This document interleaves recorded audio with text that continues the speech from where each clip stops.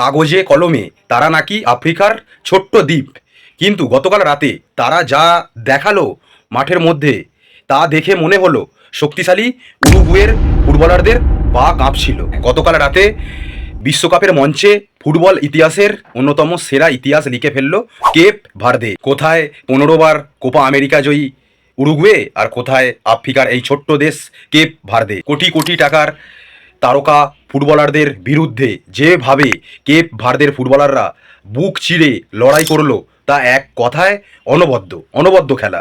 উরুগুয়ের ফুটবলারদের বোতলবন্দি করে 2-2 গোলে ম্যাচ ড্র করে মাঠ ছাড়লো তারা।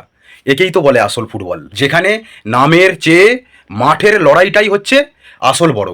গতকালের এই ম্যাচটার দুর্দান্ত লড়াই দেখে সত্যি আমার মনটা ভরে গেছে। সেই হিসেবেই আমার এই ভিডিওটা করা। আমার একটা বিষয় মনে হলো, ফুটবল খেলায় আপনার দেশের জনসংখ্যা কত, বা আপনার দেশের ট্রফি ক্যাবিনেটে কটা ট্রফি আছে তা দেখে কিন্তু ফুটবল হয় না। ফুটবল খেলা হলো বুক ভরা কলিজা, 90 মিনিটের জেদ আর রক্ত জল করা পরিশ্রম। কেপ ভার্দের মতো একটা ছোট্ট দল যদি বিশ্বসেরাদের এভাবে আটকে দিতে পারে, তবে ভারত থেকে আমরা যারা ফুটবল প্রেমী আছি আমাদেরও তো স্বপ্ন জাগে একদিন আমাদের ব্লু টাইগার্সরাও একদিন এইভাবে বিশ্ব মঞ্চে লড়াই করবে।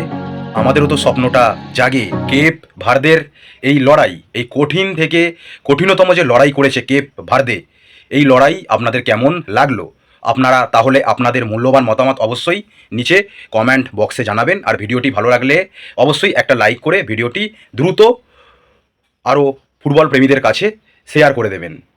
এবং বিশ্ব ফুটবল থেকে শুরু করে আমাদের ভারতীয় ফুটবলের নানান খবরাখবর জানতে অবশ্যই এই সুকান্ত কারার ফুটবল বাঙালিকে ফলো করে দেবেন। চলুন, শুভ সকাল।